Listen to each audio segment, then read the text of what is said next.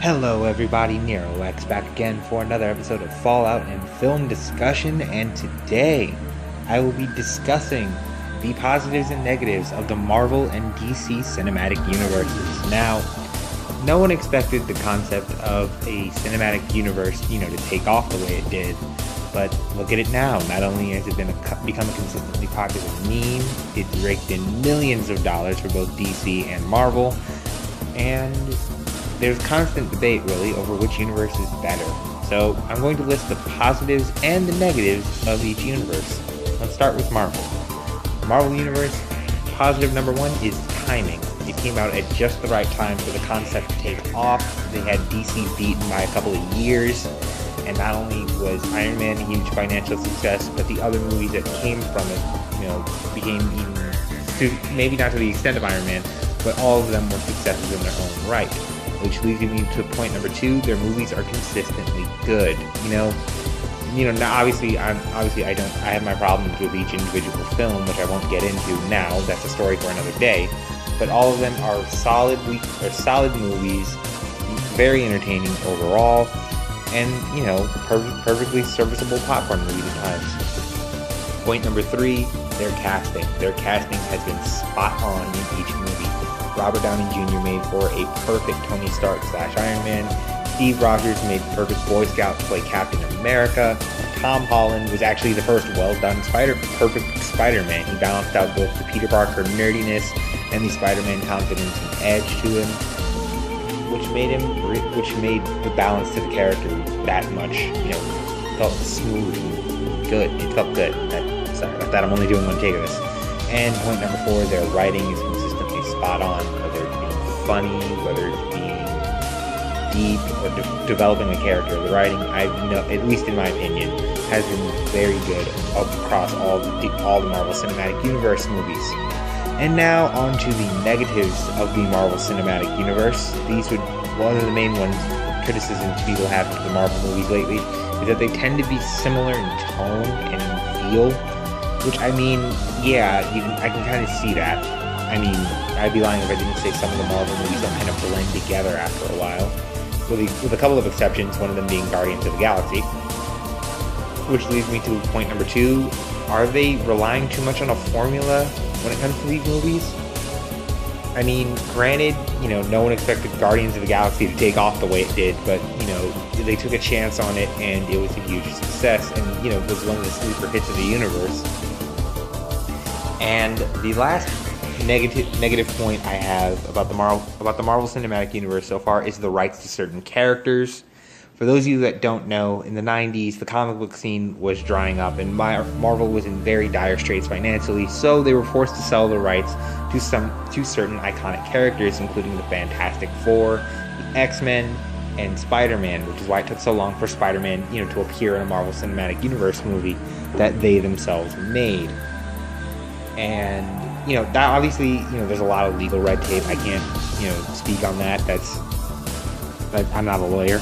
But that's really a problem that's kind of held the Marvel Cinematic Universe back from really, being a juggernaut. It's a juggernaut now, but it could have been even bigger if they had the rights to characters like the X-Men, like the Fantastic Four, these iconic characters that they unfortunately don't have the movie rights for anymore.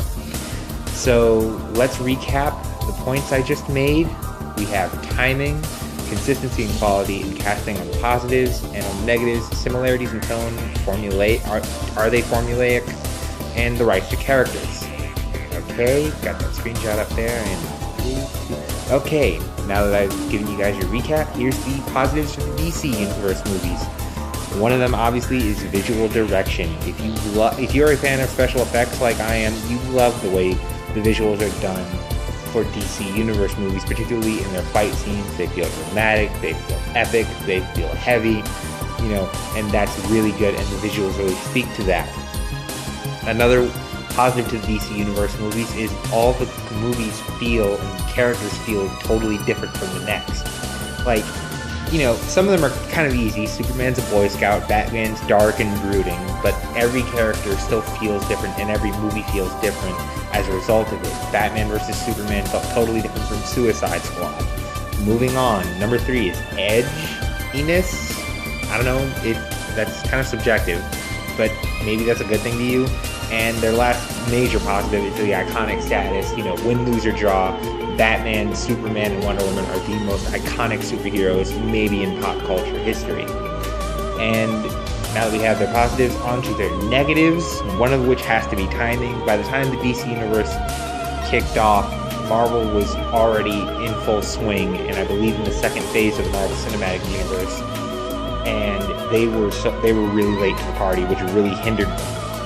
And the second negative point is casting. At times, at least among the fans, the casting can be iffy because no one expected Ben Affleck to take on, Batman and do well with it. But he was one of the best things about Batman vs Superman.